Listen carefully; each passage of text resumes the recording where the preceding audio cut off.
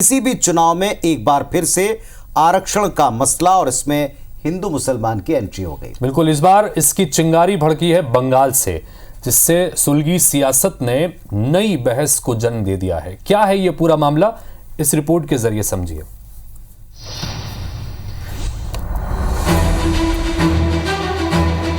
সবাই খারাপ নয়, আমি কোর্টকে সম্মান করি, কিন্তু যে ব্যক্তি এই রায় দিয়েছে যে ওবিসি রিজার্ভেশন থেকে মুসলিমদের বাদ দিতে হবে, আমি তাদের রায় মানি না, আমি মানব না।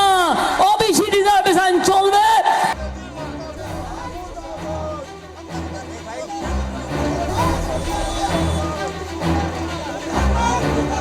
ममता सरकार के ओबीसी प्रमाण पत्र को रद्द करने के कोलकाता हाईकोर्ट के फैसले को मानने से सीएम ममता बनर्जी ने इनकार क्या किया। बीजेपी ने इसे बड़ा सियासी मुद्दा बनाने में देर न की। मध्य प्रदेश, छत्तीसगढ़ समेत कई राज्यों में बीजेपी कार्यकर्ताओं ने ममता बनर्जी का पुतला दहन किया। ममता बनर्जी के बहाने बीजेपी न सिर्फ टीएमसी बल्कि पूरी इंडिया गठबंधन को ही विलेन बनाने में जुट गई।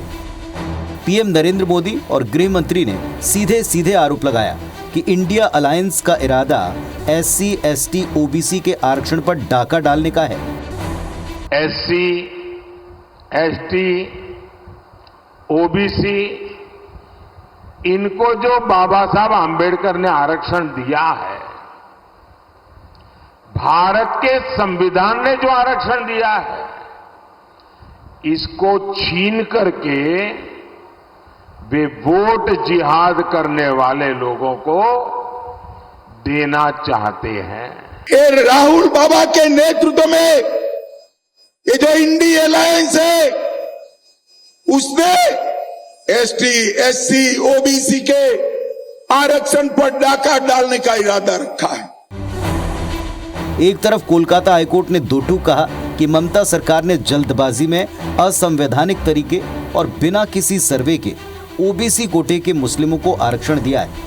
कोर्ट के फैसले के बाद देश के मुसलमानों को ओबीसी कोटे के तहत आरक्षण मिलना चाहिए या नहीं, इसे लेकर बहस छिड़ गई। बहरहाल ममता बनर्जी ने साफ कर दिया है कि वो हाईकोर्ट के फैसले को स्वीकार नहीं करेंगी। लेकिन योगी सरकार अब यूपी में ओबीसी कोटे के मुसलमानों को दिए जा रहे आरक्षण की समीक्षा कर सकती है। ओबीसी आरक्षण नहीं बल्कि मुस्लिम आरक्षण को लेकर के जो अपना फैसला दिया है वह स्वागत योग्य है। भारत का संविधान धर्म के आधार पर आरक्षण की अनुमति नहीं देता। छठे चरण में यूपी की 14 सीटों पर चुनाव है।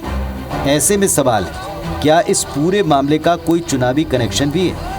इसका कितना असर चुनाव पर होगा, ये तो भविष्य बताएगा।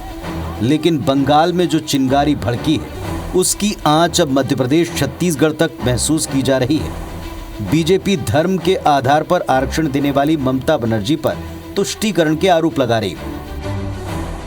कोलकाता हाईकोर्ट ने धर्म आधारित आरक्षण पर जो निर्णय दिया है, निर्णय स्वागत योग्य है।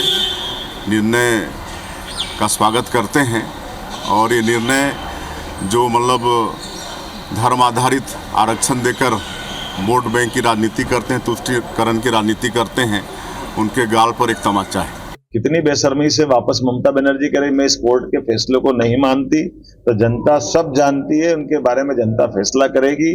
भाजपा शुरू से इस बात को कहती आई है कि ये वो मानसिकता जिसके कारण से देश का अतीत में बंटवारा हुआ है।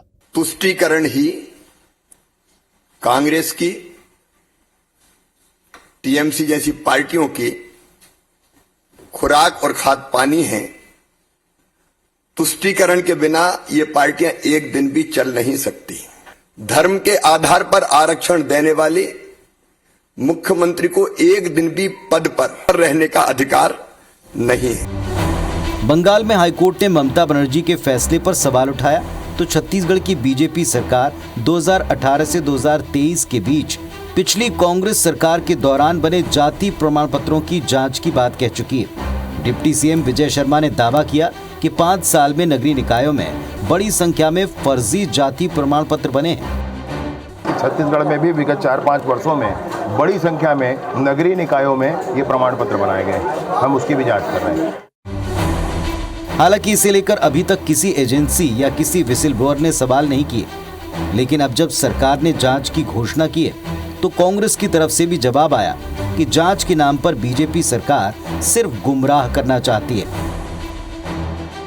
जिस धर्म में जाति की व्यवस्था ही नहीं है, उस धर्म के लोगों को अगर आप ST, SC या OBC बनाएंगे तो मूल ST, SC, OBC के लोगों के अधिकार का हनन है। अभी मेरे पास प्रमाण है, मैं आपको दूंगा। अल्पसंख्यकों की जाति प्रमाण पत्र की बात है, आप जिससे जांच कराना चाहें। जोगी जी की जाति प्रमाण जांच करने में तो आपको 15 साल लगे। क्या शिकायत आपके पास आई है जिसमें आप जांच कराएंगे? एक भी शिकायत आई हो तो उसकी जांच कराएं। सत्ता में बैठे हैं आप। भारतीय जनता पार्टी के लोग रोहिंग्या मुसलमान के बारे में बड़ी चर्चा करते थे। सरगुजा में आ गया है, रायपुर दक्षिण में आ गया है। 6 महीने हो गए, सरकार एक भी बता दे, इनको चुनौती दे रहा हूँ। केवल वोट की राजनीति के लिए समाज में घृणा फैलाने का काम इनका रहा है।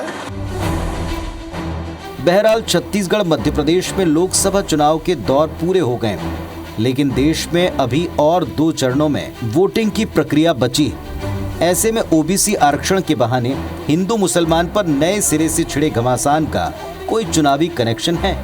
आरक्षण पर किसका कम और किसका ज्यादा हक है? इस पर आरोप प्रत्यारोप के पीछे क्या सिर्फ वोट बैंक की सियासत है? ऐसे कई सवाल हैं जिस पर देश की जनता की बारीक नजर है। Election desk, IBC 24।